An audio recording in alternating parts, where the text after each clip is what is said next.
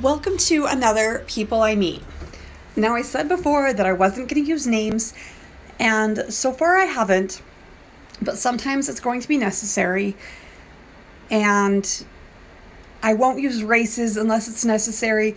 This story requires both a name and a race, and they'll both be true, but they will not be about the person who's actually the weird one. The weird one is an actual friend of mine. Good guy, good qualities. Like I said, I'm also weird, so I'm gonna have some weird friends.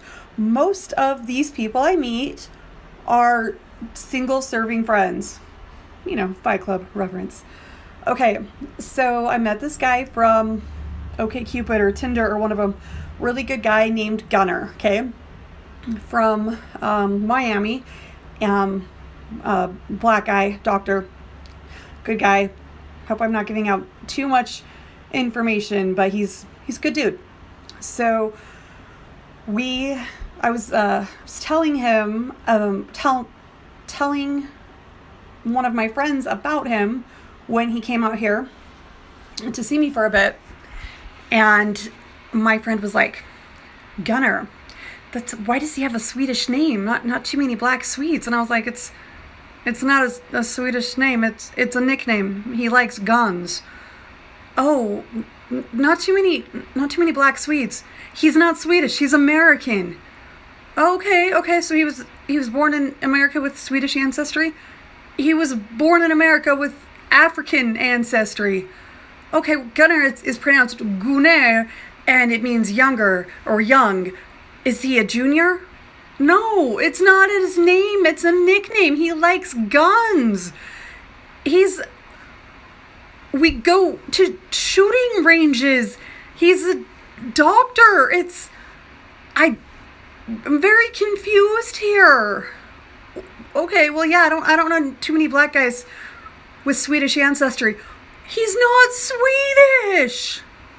So finally I'm like, fine, he's Swedish. Yeah, that's what I thought. No, he's not Swedish.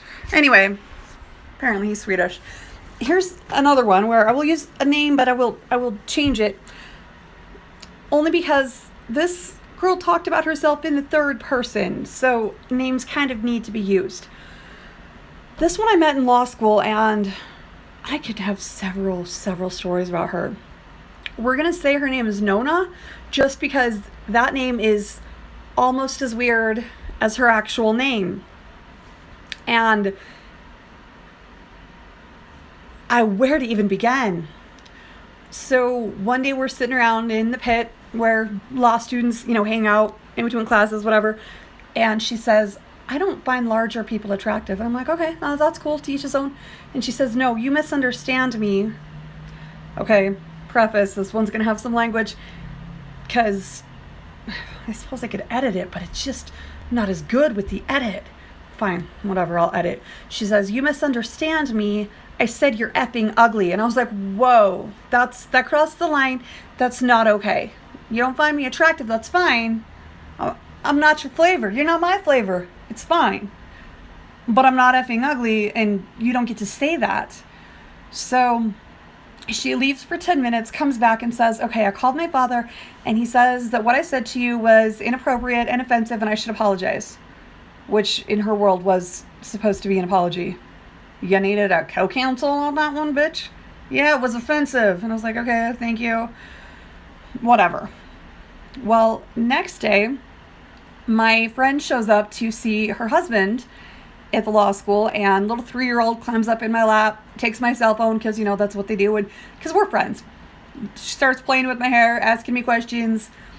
Why is your nose crooked? Why are your teeth yellow? Why are you fat? And my friend is like, I'm so sorry. And I'm like, it's okay. She's 3. She's learning. And this girl, Nona, is like, well, I'm learning. What, do you want to curl up in my lap too? Play with my hair? That's not okay for a 23-year-old. Move along.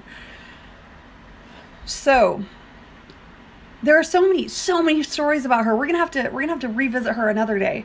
But the one that actually ended our friendship was one day at the grocery store. I often took her to the store because she didn't have a car, and I'm a nice person, and that gets me into so much trouble. Emily Dickinson once wrote a poem about how she never regretted being a little too kind. And there's a picture of this in my parents' house, and I read it out loud when I was like 10, and my mother was like, I understand, me neither. And I was like, I was 10. I'd understood by then, and I still kept doing it for 20, 30 more years. So, I've been a little too kind, a little too often. So, but what ended our friendship was we were at the grocery store, and this girl says, you should buy Nona food. And I'm like, I ain't gonna buy your ass food. Like, what? I'm not gonna buy you food, man. I'm a starving college student myself. Why would I buy you food? Well, you buy so-and-so food. Yeah, and he buys me food. It's friendship. It's reciprocity. It's how it works. Why would I buy you food? Well, Nona's father buys her food. Nona's friends buy her food. Nona's boyfriends buy her food. And I'm like, I don't have any moral obligation to you. I don't want to sleep with you. And if you've ever seen the movie Teeth, I don't even know how she had boyfriends, because that's what she reminded me of. And I'm like, and I don't know why your friends buy you food without any sort of reciprocity, but I need reciprocity in my friendships. So I'm not buying you food.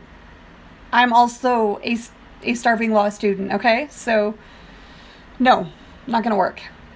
And she wasn't kidding. She seriously thought that I should buy her food just for the sheer enjoyment of hanging out with someone as smart as she. Like Sheldon Cooper, right? It's not so funny when you're Leonard. I remember in my LSAT prep class, one of the instructors said, you're all probably the top of your class. Y'all probably have 4.0s, you're big fish in small pond. You're all the smartest where you are. And we're all kind of nodded, and he goes, guess what? You're going to law school. You're all smart. Doesn't matter. He's right. We were all smart there.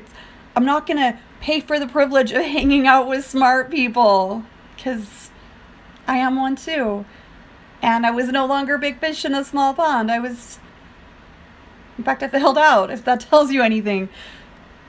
So, these people I meet, sometimes I befriend them, and I really should stop that, because as great stories as they make, oh man, they're exhausting. Okay, we'll meet another time for another people I meet.